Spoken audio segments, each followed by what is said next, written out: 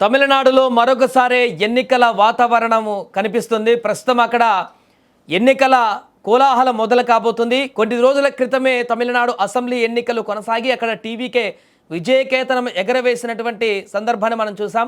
ఇంతలో మరొకసారి అక్కడ ఎన్నికల హీట్ అయితే కొనసాగబోతుంది. ముఖ్యంగా స్టాలిన్ వర్సెస్ విజయ్ అన్నట్టుగా ఈ యొక్క ఎన్నికల కోలాహలం అయితే ఉండబోతుంది. ఎందుకంటే ప్రధానంగా తమిళనాడులో విజయ్ గెలిచినటువంటి రెండవ స్థానం తిరుచి ఈస్ట్ నుంచి అతను రాజీనామా చేసిన తర్వాత అక్కడ ఉప ఎన్నిక జరగబోతుంది. దాంతోపాటుగా అన్నాడీఎంకే నుంచి అక్కడ రాజీనామా చేసి నలుగురు వ్యక్తులు ఎవరైతే ఎమ్మెల్యే పదవులకు రాజీనామా చేశారో ముఖ్యమంత్రితో సహా ఆ మిగిలినటువంటి 4 స్థానాలు మొత్తం 5 స్థానాలలో ఇప్పుడు ఉప ఎన్నికలు జరగబోతున్నాయి. దీంతో ఈ 5 ఉప ఎన్నికలపైన 5 స్థానాలలో ఉప ఎన్నికలపైన తమిళ రాజకీయాలు ఆసక్తికరంగా మారాయి. ఇటీవల ఎన్నికల్లో తిరుచి ఈస్ట్ పెరంబూర్ స్థానాల నుంచి విజయ్ గెలిచారు. నిబంధనల ప్రకారం తిరుచి ఈస్ట్ స్థానానికి రాజీనామా చేశారు. దీంతో ఆ స్థానం ఖాళీ అయింది.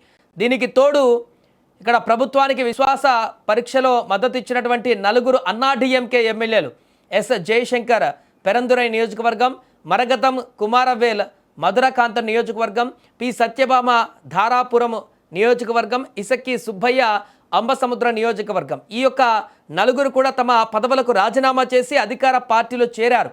దీంతో మరో 4 స్థానాలు కూడా ఇప్పుడు ఖాళీ అయిపోయాయి. ఈ నేపథ్యంలో ఎన్నికల సంఘం క్షేత్రస్థాయిలో ఇప్పుడు ఏర్పాట్లు మొదలుపెట్టింది.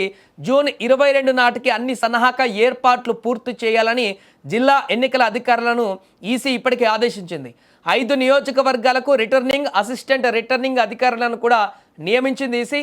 పరిపాలన లాజిస్టిక్స్ అంశాలను సమీక్షించిన తర్వాత రాబోయే వారాలలో ఉప ఎన్నికల షెడ్యూల్ పైన కూడా అధికారికంగా ప్రకటన వెలువడేటువంటి అవకాశం కనిపిస్తుంది.